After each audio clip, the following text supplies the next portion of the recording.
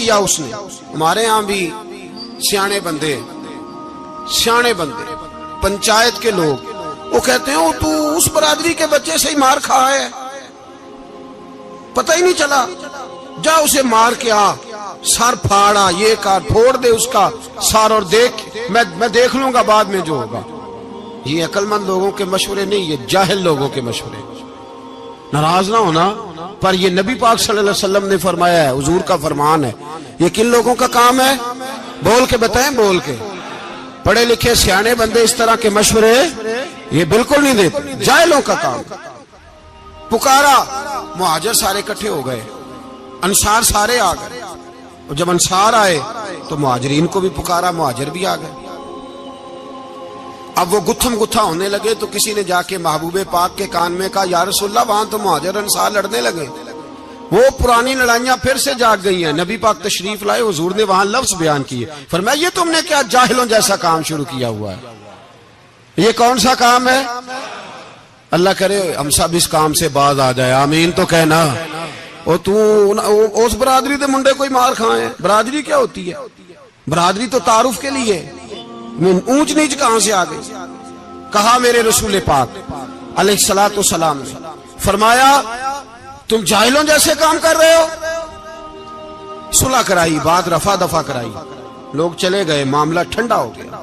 لیکن عبداللہ بن سلول نے کہا کہ میں یہ موقع خالی نہیں جانے دوں گا. پھر گیا وہ, اور جا کے انصار مدینہ سے کہنے لگا, ایک دفعہ جا لینے دو مدینے, تم نے میری بات نہیں نہ سنی, جو وہاں بڑے سردار بیٹھے ہیں ان سے بات کروں گا, اور معاذ اللہ ثم معاذ اللہ ہم ان بے عزت لوگوں کو مدینے سے نکال دیں گے, وہاں صرف عزت والے رہیں گے.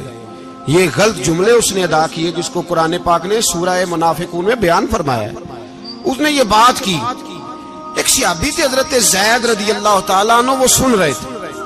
آ کے عرض کی, یا رسول اللہ صلی اللہ علیہ وسلم, عبداللہ بن ابی سلول تو اس طرح کہہ رہا ہے کہ مدینے جا کے عزت والے دوسروں کو نکال دیں گے, اور تم اگر اپنا بچہ انہیں نہ دیتے تو معاذ اللہ آج یہ ایسا نہ کرتے. حضرت عمر نے بھی سن لیا, حضرت عمر نے بات سن لی, تلوار نکالی اور دوڑے. حضور نے بازو پکڑا, فرمایا کدھر جا رہے ہو؟ کہا یا رسول اللہ اگر آج سزا نہ دی تو کل اور بات بھی کرے گا, اور اگر آج ایک قتل ہو گیا تو باقی سیانے بن جائیں گے. یا رسول اللہ مجھے چھوڑے, میں ماروں گا. حضور نے فرمایا عمر چپ کر, وہ جھوٹ موٹ کا کلمہ پڑھتا ہے, لوگ کہیں گے کہ محمد ابن عبداللہ نے اپنے ساتھی مارنے شروع کر دیے. چپ کر, حوصلہ کر, صبر کر, دلیری کر. حضرت عمر کہتے ہیں میری حضور کے کہنے پر میں ٹھہر تو گیا, پر وہ میرے اندر جو آگ لگی ہوئی تھی ٹھنڈی نہیں ہو رہی. کہتے ہیں میں چپ تو کر گیا. نبی پاک علیہ الصلوۃ والسلام نے پوچھا عبداللہ بن ابی سلول سے, تو نے یہ کہا ہے؟ کہنے لگا حاشا وکلا, میں نے بات ہی نہیں کی نا. اب لوگ کہنے لگے کہ زید تو نوجوان ہے, تو یہ بوڑھا آدمی ہے, چلو صحیح کہتا ہوگا. حضور بھی خاموش ہو گئے. اللہ پاک نے قرآن مجید نازل فرما دیا, فرمایا اللہ نے سن لی ان کی بات جنہوں نے یہ کہا ہے. اور پھر لفظ بڑے حسین ہے, فرمایا یہ کہتے ہم عزت والے ہیں؟ نہیں, وللہ العزت ولرسولہ وللمؤمنین. فرمایا عزت تو اللہ کے پاس ہے, اللہ کے رسول کے پاس ہے, اور عزت تو مومنوں کے پاس ہے, مومنین کے پاس عزت ہے.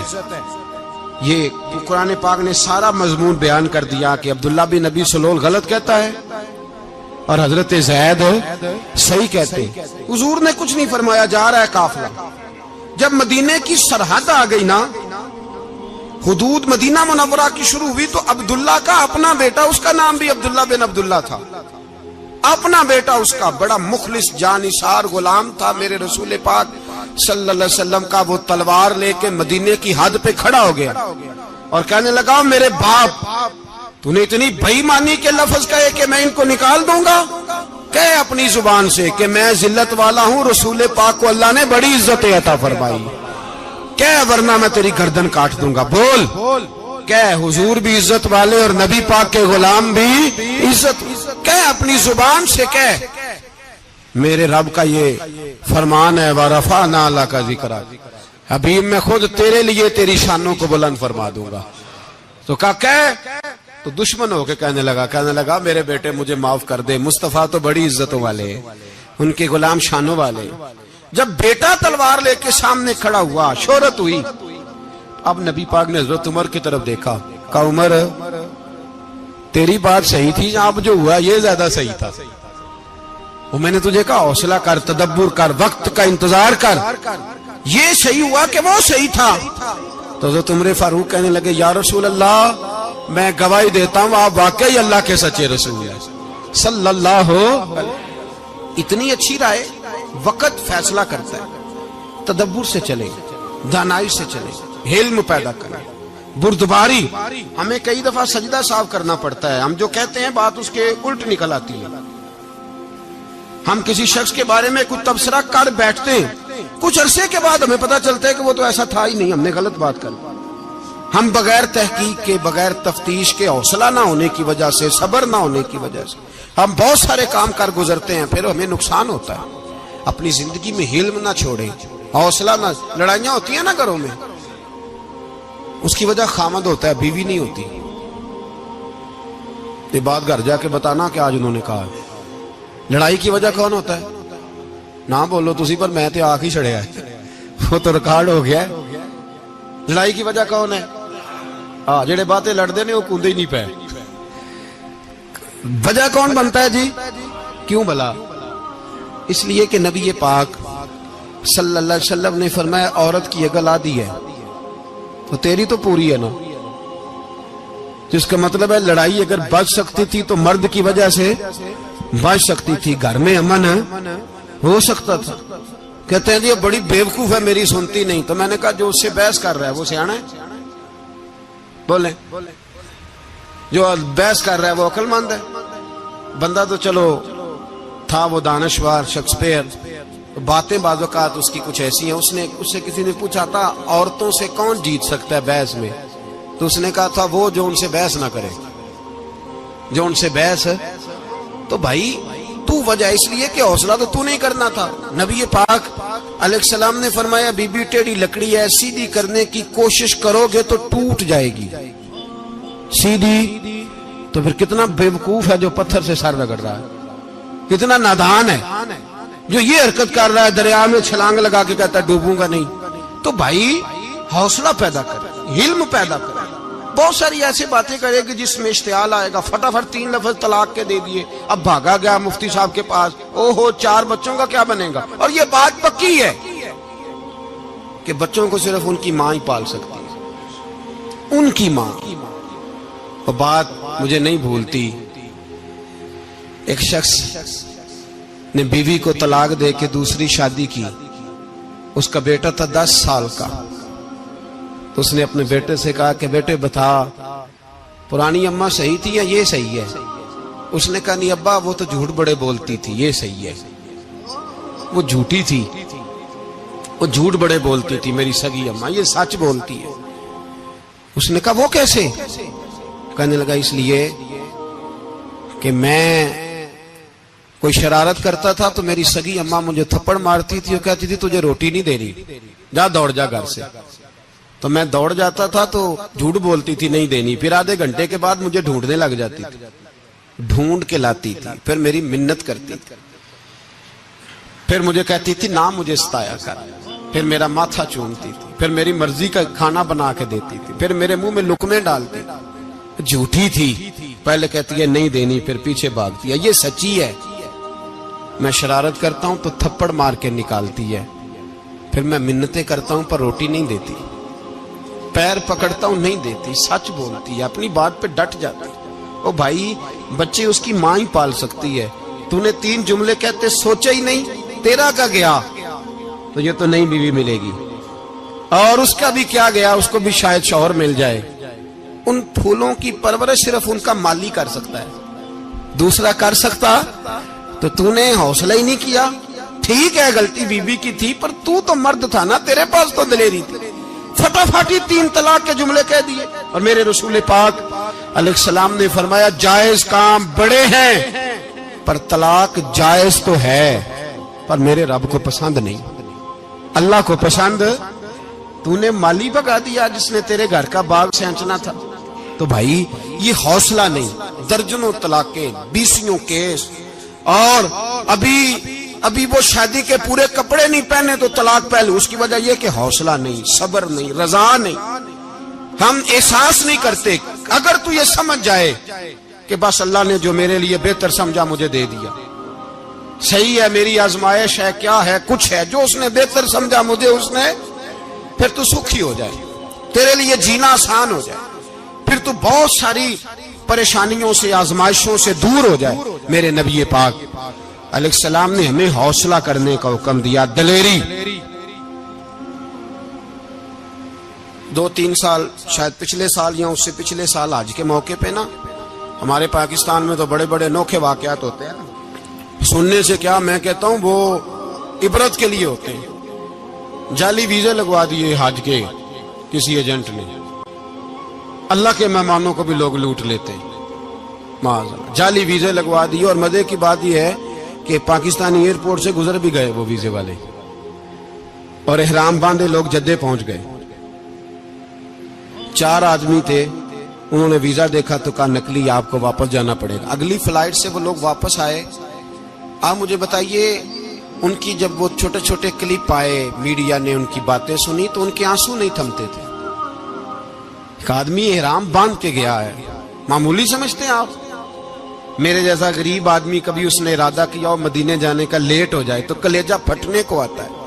کچھ مجبوریاں پیروں میں آ جائے, نہ جا سکے تو پتہ نہیں کتنی توبہ کرنے کو دل کرتا ہے کہ کہیں غلطی تو نہیں ہو گئی, کوئی ایسی بات تو نہیں نکل گئی. یقین کریں طبیعت پریشان ہو جاتی, یار کوئی ایسا کام تو نہیں ہوگا جس کی وجہ سے یہ بات ہوئی. 4 آدمی لوٹ آئے, حالات خراب ہو گئے, لوگ رو رو کے قصے سناتے تھے. لیکن میرے رسول پاک علیہ السلام کا حوصلہ دیکھو. حضور کعبے کا بھی کعبہ, حضور مالک, حرم کے مالک مطلق, جن کے صدقے اللہ نے کعبہ کو بیت اللہ بنایا. حاجیو آؤ شہنشاہ کا روضہ دیکھو, کعبہ تو دیکھ چکے اب کعبے کا بھی کعبہ دیکھو. حضور 1400 صحابہ کو لے کے گئے عمرہ کرنے. مقام حدیبیہ پر پہنچے تو کافروں نے روک لیا, ہم عمرہ نہیں کرتے. تو اور میں خادم اور جو وارث و مالک ہیں 1400 صحابہ, ہم نہیں عمرہ کرنے دیتے, واپس جائیے. صلح لکھی جا رہی ہے. صلح کی شرطیں کیا ہیں؟ مکے سے کوئی آدمی غلطی سے بھی مدینے چلا گیا, مکے کا آدمی, تو مسلمان اگر ان کے ظلم سے تنگ آ کے, مکی مسلمان کافروں کے ظلم سے تنگ آ کے مدینے چلا گیا تو مدینے والے واپس کریں گے. اور اگر مدینے سے کوئی شخص غلطی سے بھی مکے چلا گیا تو مکے والے واپس نہیں کریں گے. اتنی سخت شرائط. حضرت عمر غصے سے کانپنے لگے, صحابہ پریشان ہیں, پر میرے رسول پاک نے صبر دکھایا, حوصلہ, تدبر. یہ تدبیر ہے, صبر ایک بہترین تدبیر ہے, اگر کوئی اپنائے تو بہترین طریقہ ہے. حضور نے فرمایا ہمیں منظور ہے, صلح کرو. اور اتنا سخت حکم ہے, کہنے لگے 1400 احرام والے واپس جائیں, بعد میں آنا, اس وقت نہیں عمرہ کرنے دیں گے.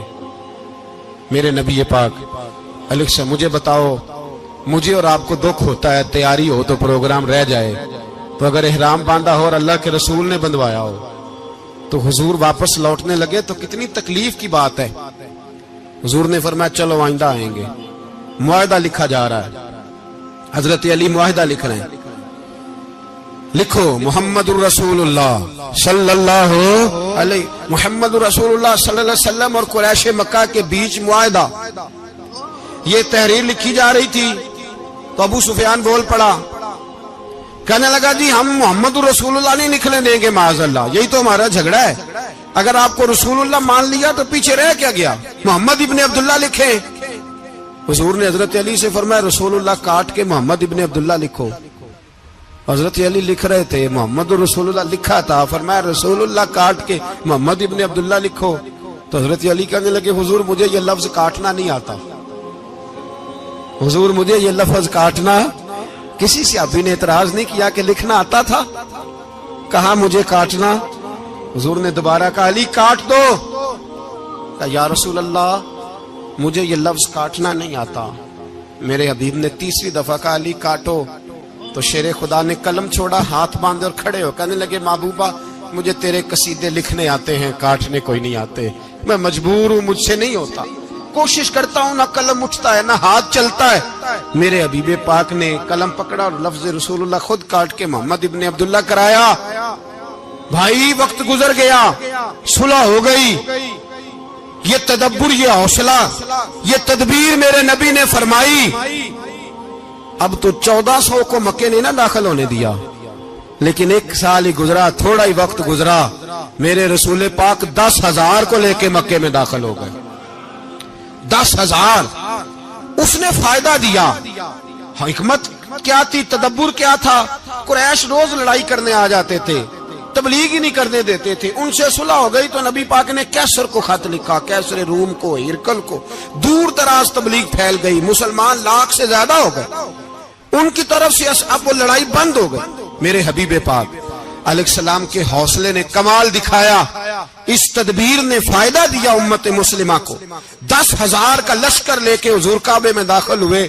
کل جو ابو سفیان کہتے تھے نا محمد رسول اللہ لکھنے نہیں دوں گا, آج وہ خود کہہ رہے تھے اشہد ان لا الہ الا اللہ واشہد ان محمد رسول اللہ صلی اللہ علیہ. کل جو کہہ رہے تھے کہ میں یہ لفظ نہیں لکھنے دوں گا, آج ابو سفیان کی حویلی میں لاکھوں لوگ, ہزاروں لوگ بیٹھے تھے اور سارے کہہ رہے تھے محمد الرسول اللہ محمد الرسول اللہ محمد الرسول اللہ صلی اللہ علیہ وسلم. میرے محبوب کی تدبر نے, فقاہت نے, اور پھر کمال ہوا. 1400 کہاں اور 1,44,000 کہاں. 1400 کہاں اور 1,44,000. 1400 کو نہیں جانے دیا عمرہ کرنے. میرے رسول پاک 1,44,000 کو لے کے حج کرنے چلے گئے. حضور نے حج کیا, ہر طرف لبیک لبیک کی صدائیں بلند ہوئی. یہ میرے نبی پاک کا تدبر ہے, حوصلہ ہے. اگر وقتی طور پہ حوصلہ کر جاؤ گے, دلیری کر جاؤ گے, آنے والا وقت آسان ہو جائے. حوصلہ نہیں, صبر نہیں, سکون نہیں. 2-4 باتیں, یہاں تک کہ لوگ ابا جی کی بات برداشت نہیں کرتے, ایسے جملے کہہ دیتے ہیں جو دوبارہ پلٹ کے نہیں آتے. ماں کو لفظ نہیں بولتے, باپ کی روح تک چھلنی کر دیتے ہیں وہ جملے. لیکن لوگ اس وقت حوصلہ کرنے, اور ہم پنجابی لوگوں نے تو گنجائش ہی بڑی دے دی ہے. کہتے ہیں بچہ ہے جے, ایک ہی ہے, ایک میں حوصلہ کرے کی ہے ماشاءاللہ. تو اگر جوان ہو گیا تو کہتے ہیں گرم خون ہے, مکہ کم. اگر بوڑھا ہو گیا تو کہتے ہیں بوڑھوں میں حوصلہ نہیں ہوتا, نہ بچے میں نہ تو کس میں حوصلہ ہوگا؟ بولے کسی میں بھی نہیں. چھٹی سب کو فتویٰ مل گیا نا, یہ بچہ ہے جی, ابھی یہ تو بچہ ہے, آپ تو سیانے بیانے ہیں, یہ بچہ ہے. کمال ہو گئی ہے بھائی. کیا مطلب ہے بچہ ہے؟ بچے کو سارا پتہ ہے, ہر چیز اسے آتی ہے, حوصلہ کرنا ہی نہیں آتا. اور پھر کہہ دیا وہ تو گرم خون ہے. وہ کیا بات کرتے ہو, گرم خون؟ ابے کے گلے پڑ گیا گرم خون, اس کو کھڑا کرو نا ایس پی کے سامنے اور اس کو مار تھپڑ اس کے منہ پہ, تیرے گرم خون کا پتہ چلے. غریب کے یہ گلے پڑ گیا, اس کو کھڑا کرو ایس ایچ او کے سامنے, پھر پتہ چلے گا خون کتنا گرم ہے. وہاں بالکل چپ ہے, بالکل خاموش ہے. اور گرم خون اس کا صرف اماں کے لیے, جلال صرف رہ گیا اگر غریب گھر کی بیٹی بیاہ کے لایا تو صرف اس کے لیے. کوئی ایسی بات نہیں. ہم بڑے سیانے, ہمارا غصہ بڑا سمجھدار ہے, ہمارا وہ گرم خون بڑا سیانا ہے. وہ جہاں دیکھتا ہے کہ معاملہ ہلکا ہے تو وہاں وہ گرم خون جلال میں, اور جہاں دیکھتا ہے کہ سامنے والا تگڑا ہے تو وہاں وہ گرم خون فوراً ٹھنڈا ہو جاتا ہے. حوصلہ پیدا کرے. زندگی حوصلے مند لوگ جیتے ہیں, جو حوصلے مند نہیں ہوتے وہ تو زندگی کا 1 سال لطف سے نہیں جی پاتے. حوصلہ کریں, مسکرائیں. میرے نبی پاک صلی اللہ تعالی علیہ وسلم نے نا عثمان بن طلحہ, کعبے کی چابی ان کے پاس ہوتی تھی, تو حضور نے ایک دن فرمایا عثمان, اچھا یہ نہیں تھا کہ عثمان خاص لوگوں کو چابی کعبہ کھول کے دکھاتے تھے, بلکہ ان کو قریش کی جانب سے یہ حکم تھا کہ جو بھی تجھے کہے تو نے کعبے کا دروازہ کھول دینا. نبی پاک علیہ الصلوۃ والسلام نے نا ہجرت سے 2-4 دن پہلے کہا کہ عثمان ذرا چابی دو, میں نے کعبہ اندر سے دیکھنا ہے. بڑے ٹھنڈے دل سے ذرا سننا, ادھر دیکھو میری طرف, ادھر دیکھیے گا ذرا میرے بھائی. میں نے ایک بندے سے کہا یار پانی کی بوتل دینا دکاندار سے, ایک ہے اس نے کہہ دیا نہیں میرے پاس. اس بات کا کوئی غصہ؟ بولیے. اور اگر وہ کہے سارے زمانے کو ملے گی آپ کو نہیں دینی، پھر بولیں میرا خیال ہے چپ کر کے ہنس کے آ جائیں گے، سوال ہی نہیں پیدا ہوتا۔ ہم کہیں گے مجھے نہیں نہ دینی، تو نے تو دکان اٹھا یہاں سے بند کاری سے، کیا مطلب ہے سب کو دینی ہے تجھے نہیں دینی، کیا معنی ہے اس کا؟ لے کے جاؤں گا، جھگڑا ہوگا، بحث کریں گے۔ عثمان بن طلحہ سے حضور نے فرمایا دروازہ کھولو، کعبہ دیکھنا ہے۔ عثمان کہنے لگا میں ساری دنیا کو دکھاؤں گا، آپ کو نہیں دکھاؤں گا۔ کتنی سخت بات ہے، پر قربان جائیں رسول اللہ کے حوصلے پہ صلی اللہ علیہ۔ عثمان کہتے ہیں میں نے یہ بات کی تو نبی پاک مسکرانے لگے، اور میں اچھا نہیں دینی تو حضور نے نا مسکرا کے اور میری کمر پہ تھپکی دی، فرمایا اچھا یاد رکھنا یہ چابی میں تجھ سے لے لوں گا، اور جس کو میرا دل کرے گا میں اس کو دوں گا۔ عثمان کہتے ہیں روز رات کو نبی پاک کے یہ جملے میرے کانوں میں گونجا کرتے تھے، گونجتے تھے کہ حضور نے فرمایا۔ کہتے ہیں جس دن پتا چلا نا نبی پاک 10,000 کا لشکر لے کے آ رہے ہیں، تو ابو سفیان میٹنگیں کر رہے تھے، مکے کے سارے سردار تیاری کر رہے تھے، اور میرے کانوں میں ایک ہی لفظ تھا کہ حضور نے فرمایا میں چابی لے لوں گا، پھر جس کو میں چاہوں گا اسے دوں گا۔ عثمان کہتے ہیں حد ہو گئی، وقت گزر گیا، حضور آ گئے، طواف فرمایا، اور طواف کے بعد میرے نبی پاک علیہ السلام نے فرمایا بلاؤ نا ذرا عثمان کو۔ عثمان کہتے ہیں میں چابی لے کے آیا تو دوسرا جملہ کوئی نہیں۔ ساڈے نا کوئی بندہ مشورہ دے وہ دی نہ منیے تے جے کام مونج ہو جائے نا، جن جو نے مشورہ دیتا سی تے وہ نال ہی غوث پاک بن جاندا ہے۔ تینوں آکھیا سی نا، فوراً ہی داتا علی اجمیری ہو جاندا ہے۔ وہ کہندا تینوں پتہ نہیں میں کڈا ولی اللہ، تینوں میں آکھیا سی میں انج نہ کر، اور بندہ پریشان ہوتا ہے کام الٹ ہو گیا، اور لاگوں آکھی جاندا ویکھو جی میں تے تانوں پہلوں ہی آکھیا سی جی۔ عجیب بات ہے، شیخ چلی کی طرح پیچھے پڑ جائے گا، میں نے تو پہلے ہی کہا تھا۔ او بس کر یار، اب تو خواجہ معین الدین اجمیری ہو گیا، بس کرو۔ مشورہ ہی ہوتا ہے، کسی کا مل جاتا ہے اور کسی کا نہیں لیا جاتا۔ فوری طور پہ بندہ اٹھ کے نہ تو ولایت کی چوتھی سیڑھی پہ چڑھ جائے گا، کہے گا میں تو ابدال وقت ہوں، میں کتب دورہ ہوں، میں نے تجھے کہا نہیں تھا۔ بس کر یار، کئی دفعہ مشورے صحیح ہوتے ہیں، کئی دفعہ صحیح۔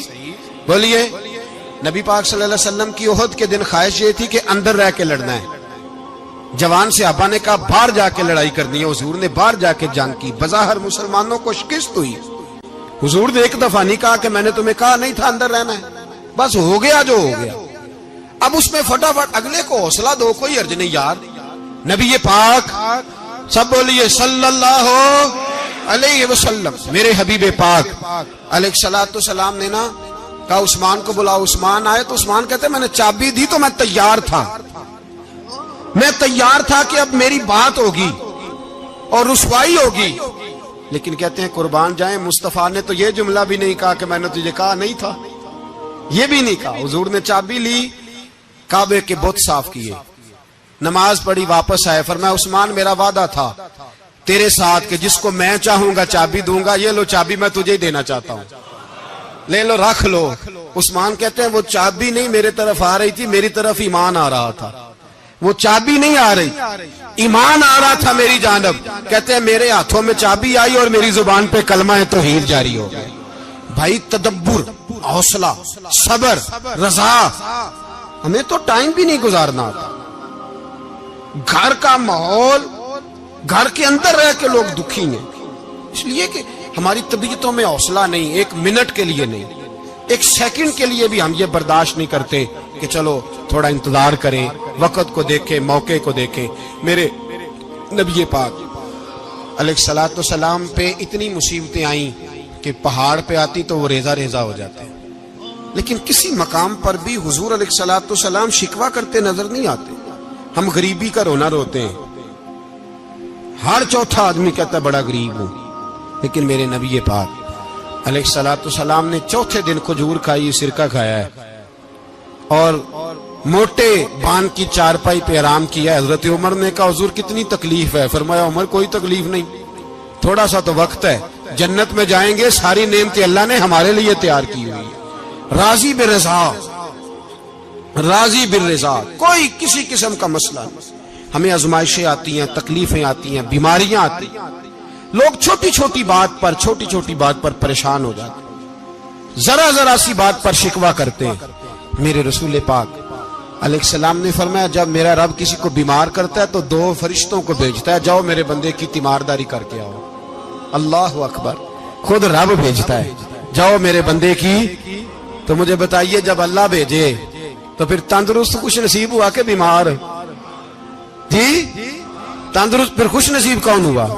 میرے نبی پاک صلی اللہ علیہ وسلم نے فرمایا رب 2 فرشتے بھیجتا ہے، فرماتا ہے پتہ کر کے آؤ میرے بندے کا اس کا کیا حال ہے، حالانکہ اللہ سارا ہی جانتا ہے۔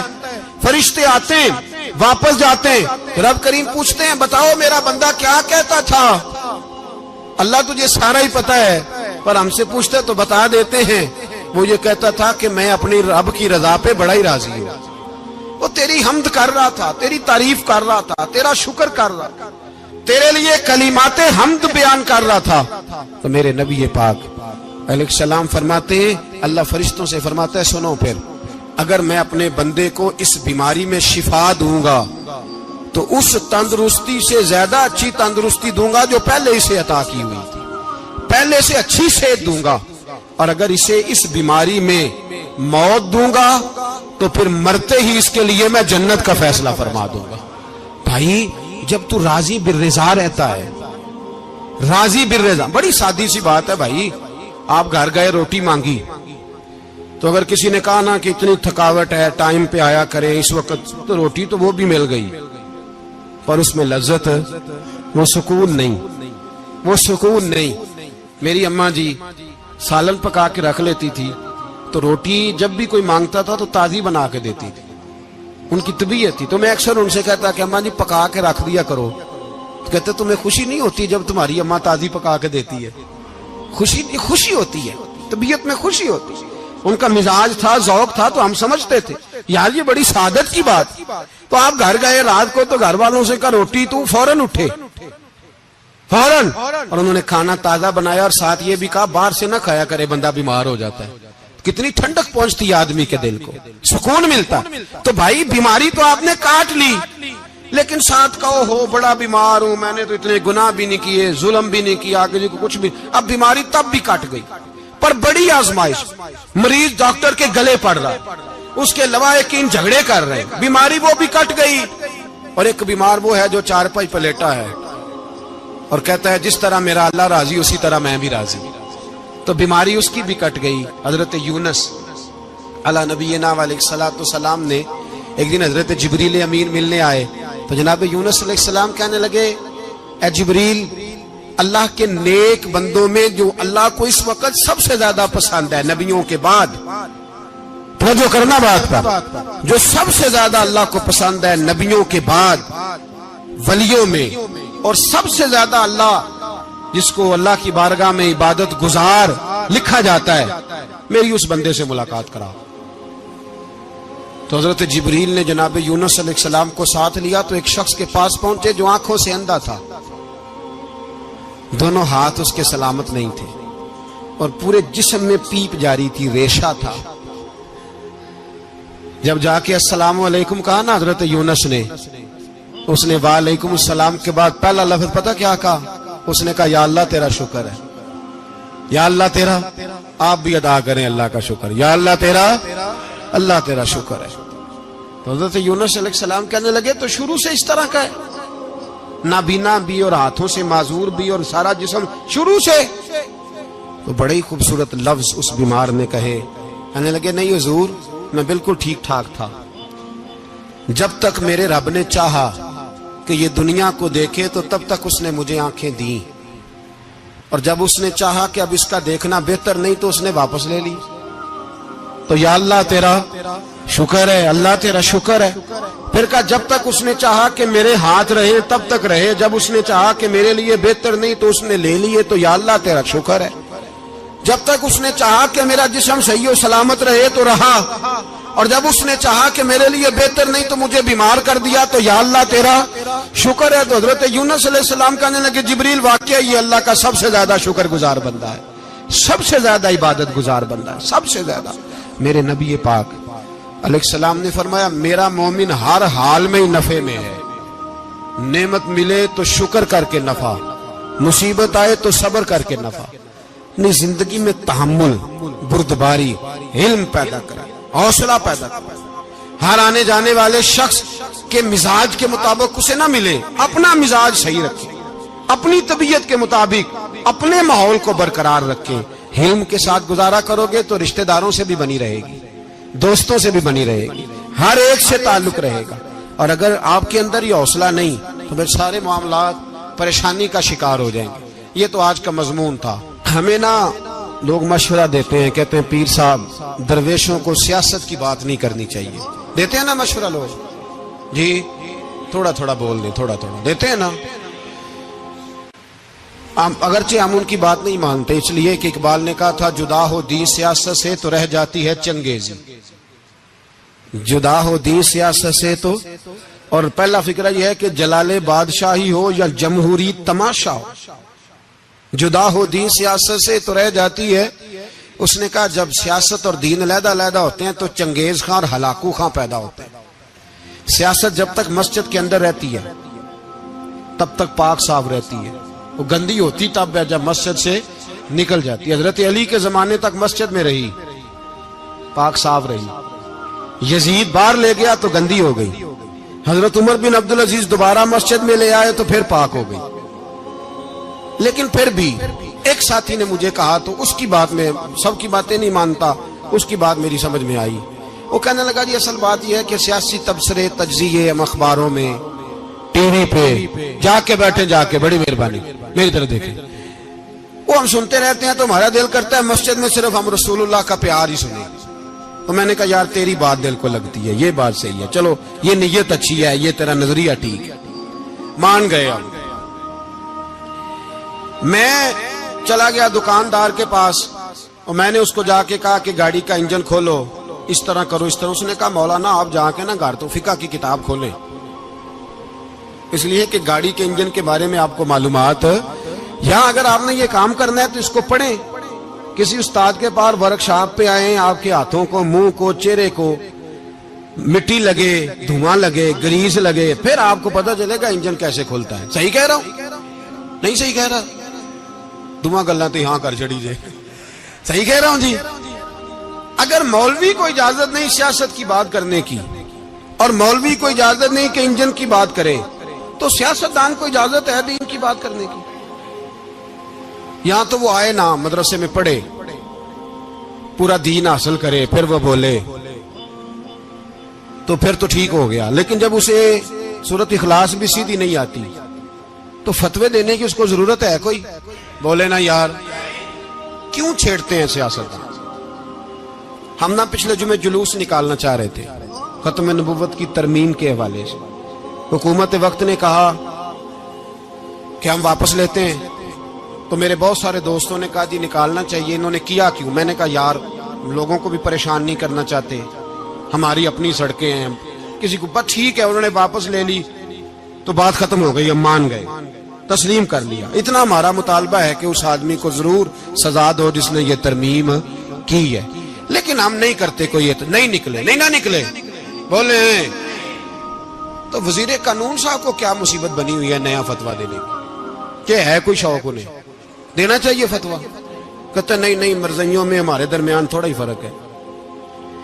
مجھے یوں لگتا ہے کہ یہ جان بوجھ کر کوئی نہ کوئی ایسی شرارت کرتے ہیں جس سے لوگ اشتعال میں رہیں، جان بوجھ. حلم، حوصلہ، صبر ذات کے بارے میں تو ہے، لیکن اگر کوئی رسول پاک کی بے ادبی کرے تو پھر حوصلے کی بات ہے ہی نہیں، پھر تو جہاد کی بات ہے. اور میں دیانتداری سے مسجد میں باوضو بیٹھ کر جمعے کے دن مشورہ دیتا ہوں حکومت کو اور وزیر قانون کو مشورہ دیتا ہوں کہ نہ فرعون کی حکومت ساری زندگی رہی، نہ نمرود رہا، نہ جاج بن یوسف رہا، نہ یزید رہا. اور یار درباری بن کے حکمرانوں کی چاپلوسی کرتے کرتے تم یہاں تک آ گئے ہو کہ اب نبی پاک کی عزت کو ہاتھ ڈالنا شروع کر دیا ہے. اور آپ یقین کریں سیاسی جماعتوں کا اتنا برا حال ہے کہ ان کے لیڈر کے بارے میں کوئی بات کرے تو پاگل ہو جاتے ہیں یہ احتجاج کر کر کے. اور اس نے ڈائریکٹ کہہ دیا کہ ختم نبوت کا مسئلہ ہی کوئی نہیں. जो दीन की बुनियाद है, किसी को परवाह नहीं। मुझे तो उन लोगों की फिक्र हो रही है जिन लोगों ने इन्हें वोट दिए हैं, वो अल्लाह को क्या जवाब देंगे। और ये अल्लाह माशाल्लाह सारी सियासी जमातें इस तरह की। और मेरा वजीर कानून साहब को भी मशवरा है कि जिंदगी बड़ी थोड़ी है, बड़ी थोड़ी। अल्लाह सबको माफ करता है, अपने रसूल के गद्दारों को माफ नहीं करता। और यहां तुम्हारी गाड़ियों पे झंडे लगे हुए हैं, वहां भी तुम्हारे झंडे लगेंगे, पर इसलिए लगेंगे कि ये गद्दार है नामूसे रिसालत के। ये झंडे लगेंगे। शर्म करो और डर जाओ, बस कर दो। तुम्हारे मुंह में अब दांत पूरे नहीं रहे। कोई शुगर का मरीज है तो कोई ब्लड प्रेशर का, तो कोई हार्ट का, तो कोई कैंसर का। शर्म करो और अपनी कब्र की भी थोड़ी सी फिक्र करो। बताओ पाकिस्तान के कितने सदर गुजरे, वजीर आजम गुजरे, तो उनकी कब्रें कहां हैं? कोई जाता है उनकी कब्रों पे? किसी को खबर है? क्यों अपने लिए जहन्नम इकट्ठी करते? सारा कुछ दुनियादारी रह गई है, सारा कुछ सिर्फ यही रह गया। हजरत अबू बकर सरदार थे, हजरत उमर सरदार थे कबीले, हजरत उस्मान सरदार थे। उन्होंने सरदारियों को ठोकर मार के रसूलुल्लाह के कदमों में बैठना पसंद किया। सरदारियां छोड़ के गुलाम बन गए। तुम सरदारियां बचाने के लिए रसूलुल्लाह की गद्दारी करते हो, शर्म नहीं आती? और कौम शिकवा है मुझे इन लोगों से जो मौलवी तो कह देते हैं तू सियासत न कर, और किसी सियासतदान को मना नहीं करते कि जब तुझे सूरत फातिहा भी नहीं आती तो तुझे किसने इजाजत दी है इतनी बड़ी बात। और मैंने पिछले से पिछले जुम्मे भी कहा था, फिर कहता हूं और ऑन दी रिकॉर्ड कहता हूं, मरज़ई कल भी काफिर थे, आज भी काफिर और कयामत तक। और जो उनके कुफर में शक करे वो भी, और पक्का बेईमान है, काफिर है। वो वजीर कानून हो या सुबाई हो या विफाकी हो, मन शक्का फी कुफर ही फकत कफर। जो मरज़ई के कुफर में शक करे वो भी काफिर है। हमारे रसूल आखिरी रसूल है। हम किसी को ये इजाजत नहीं देंगे कि वो खत्म नबूवत में रखड़ा डालने की कोशिश करे। हम किसी को ये इजाजत है। और तुमने कौम को लूटा, लूटते रहो, अब ईमान पे डाके तो ना डालो। तुम्हें दौलत लूट के पेट नहीं भरा, अब ईमान लूटना शुरू कर लिया। तुम्हारा फैक्ट्रियां लूटकर, कौमी खजाना लूटकर पेट नहीं भरा। बेईमानो, अब दीन बेचकर अपनी हुकूमतें पक्की करोगे। और वो लोग भी तैयार हो जाएं जो इन बेईमानों को मुंतखब करते हैं, उनसे भी सवाल करेगा खत्म नबुव्वत का मौजू कयामत के दिन कि तुम बताओ। इनको सपोर्ट करते थे जो रसूलुल्लाह सल्लल्लाहु अलैहि वसल्लम के बाद भी किसी नबी को नबी मानना दुरुस्त जानते थे। शर्म आनी चाहिए, ख्याल होना चाहिए। और मैंने कहा कि हमारा दिल नहीं चाहता, आप यकीन करें। हमें शौक है जुलूस निकालने का, तुम्हारे खिलाफ बातें करने का। तुमने रोज थर्मामीटर निकाला होता है, चेक करते हो कि ईमान कितना है कितना नहीं है। ये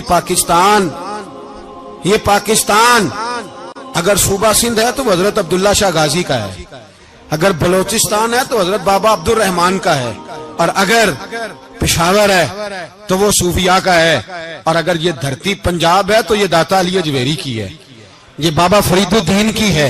इसमें किसी गद्दार को कब्जा करने की इजाजत बिल्कुल नहीं मिलेगी। और हम वो लोग भी नहीं जो चुप करके अंदर सोते रहे, कौम जो करती है करती रहे, हमें परवाह नहीं ना। ऐसी कोई बात नहीं। कोई बंदा ना समझे कि इन्हें होश नहीं, इन्हें पता नहीं, हमें सारा कुछ ही आता है। फिर अगर कल को कोई मुमताज कादरी पैदा हो गया तो शिकवा ना करना। कल को कोई फिर से आमर चीमा निकल आया तो शिकायत ना करना, याद रखना।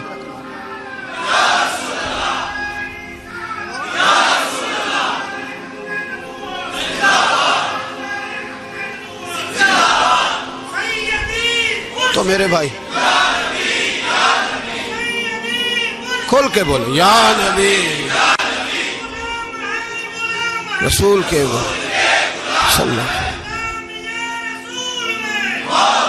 तो ये मशवरा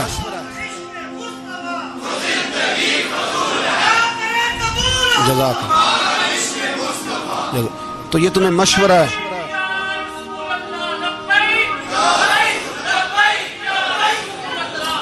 मेरी बात सुनिए, याद रखें, ये लोग बाद में पछताते हैं, फिर मुनाजरे कराते फिरते हैं उसने सही किया कि गलत किया, फिर इन्हें होश आती है बाद में, फिर इनके हवारी निकल निकल के मैदानों में दलीलें देते हैं। इसलिए हमारा मशवरा है इन्हें कि ये अपनी हद में रहें, और जो काम तुम्हारे जिम्मे, मैंने कहा ना तुमने बड़ा लूटा, ये कौम रोज तुम्हें मौका देती है लूटने का, मौका देती है, तो तुमने दौलत लूट के पेट नहीं भरे, अब ईमान लूटने के चक्कर में आ गए हो। याद रखो, मुसलमान गुनाहगार हैं, गद्दार नहीं है। तुम्हें दौलत लूटने का तो शायद मौका मिल गया है, पर ईमान लूटने का मौका नहीं मिलेगा। तो इसलिए इसको लगाम दो। और वैसे भी कुत्ता जो पालतू होता है ना, उसको घर के अंदर संगली से बांध के रखना चाहिए। ये तुम्हारे बूट बूट चाटते हैं, भौंकते हैं, तुम्हारे हक में वजारतें लेते हैं। हमने तो कोई वजारत नहीं ली तुमसे, और ना हमें शौक है इसलिए कि मिंबरी क्या करनी है जिसको मिंबरे रसूल अता कर दिया जाए। उसने क्या करनी है ये मिंबरियां जिसको पक्का पक्का मिंबरे रसूल दे दिया जाए। तो इसलिए इससे बाहर आओ। मैंने कहा बड़े बड़े नमरूद, फिरौन, कारून दफन है, तुम्हारा भी नाम तक नहीं होगा, बिल्कुल नाम नहीं होगा।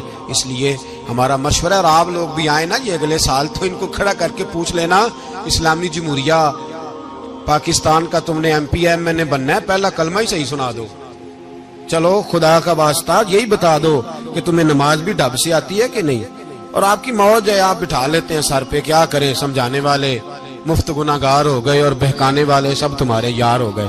इसलिए ये छेड़ते हैं जानबूझ के।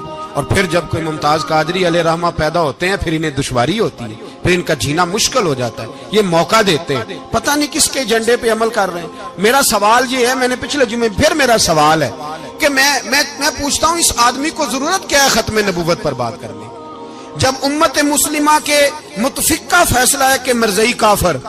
असेंबली ने बिल पास कर दिया कि मरज़ई, उनको अक़लियत करार दे दिया।